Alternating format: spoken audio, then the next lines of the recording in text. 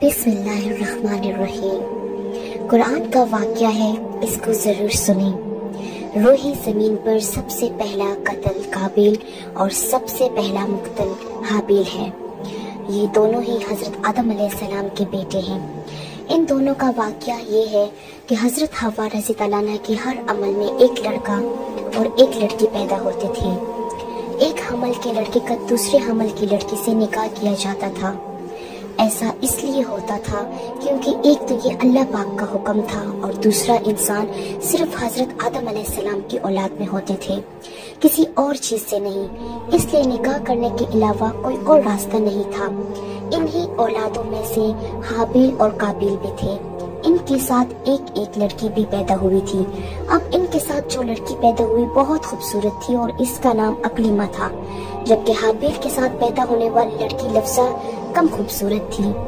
जब हजरत आदम अलैहिस्सलाम ने शरई दस्तूर के मुताबिक काबिल का निकाह लिफ्सा से और हाबिल का निकाह अकलीमा से करना चाहा, काबिल इस पर राजी ना हुआ और मुतालबा किया कि मेरा निकाह अकलीमा से ही किया जाए।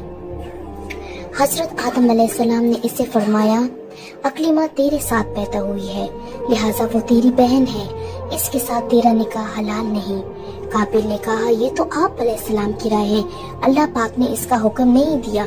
इस पर आप अलैहिस्सलाम ने फरमाया, अगर तुम ये समझते हो तो तुम दोनों अपनी कुर्बानियाँ पेश करो, इसकी कुर्बानी कबूल होगी वही अकलीमा का हकदार होगा। इस जमाने में कुर्बानी कबूल होने की ये अलामत होती थी कि आसमान से एक आग उतर के इसको खा जाती थी। काबिल खेती का काम करता था और हाबिल बकरियां चराते थे। काबिल हल्की किस्म की गंदम कुर्बानी के तौर पर लाया और हाबिल रज़ाए इलाही के लिए उम्दा किस्म की बकरी पेश की। इसके बाद हजरत आदम अलैहिस्सलाम ने दुआ कि आसमान से एक आग नाजिल हुई और इसने हाबिल की कुर्बानी को ले लिया और काबिल की कुर्बानी को छोड़ दिया। यूं हाबिल की कुर्बानी कबूल हुई और यही अकलीमा के हकदार करार पाए। हाबिल की कुर्बानी कबूल होने पर काबिल के दिल में हसद और कीना पैदा हो गया और जब हजरत आदम अलैहिस्सलाम हज के लिए मक्का शरीफ ले गए, काबिल ने हाबिल से कहा, मैं तुझे कत्ल कर दूंगा। हाबिल ने कहा, क्यों? काबिल ने कहा, इसलिए क्योंकि तेरी कुर्बानी कबूल हुई और मेरी कबूल ना हुई और इस तरह तो अकलीमा का मुस्तहिक ठहरा और इसमें मेरी जिल्लत है। काबिल ने जवाब दिया, अल्लाह पाक सिर्फ डरने वालों की कुर्बानी को कबूल करता है।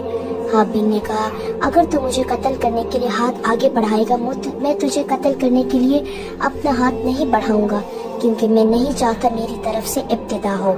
हाबिल ने काबिल को बहुत समझाया, लेकिन काबिल अपने इरादे को पूरा करने पर आमादा रहा और इस तरह काबिल ने हाबिल को कत्ल कर दिया।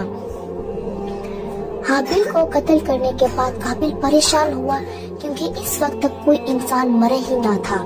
चुनाचा एक वक्त तक वो लाश को अपनी पुश्त पर लादे फिरता रहा। जब इसे कुछ समझ न आया तो अल्लाह पाक ने इंसानों की तदफीन से खाने के लिए 2 कौवों को भेजा। चुनाचा हुआ ये कि 2 कौवे आपस में लड़े, एक ने दूसरे कौवों को मार डाला।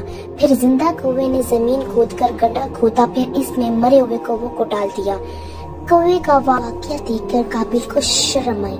मुझे इस कौवे जितनी भी समझ नहीं है कि अपने भाई की लाश को छुपा दे। तो काबिल ने भी जमीन कूदकर हाबिल की लाश को दफन कर दिया। रिवायत है, हाबिल के दफन होते ही 7 दिनों तक जमीन में खून सलस रहा और काबिल जो बहुत खूबसूरत था वो भाई का खून बहाते ही काला और बदसूरत हो गया।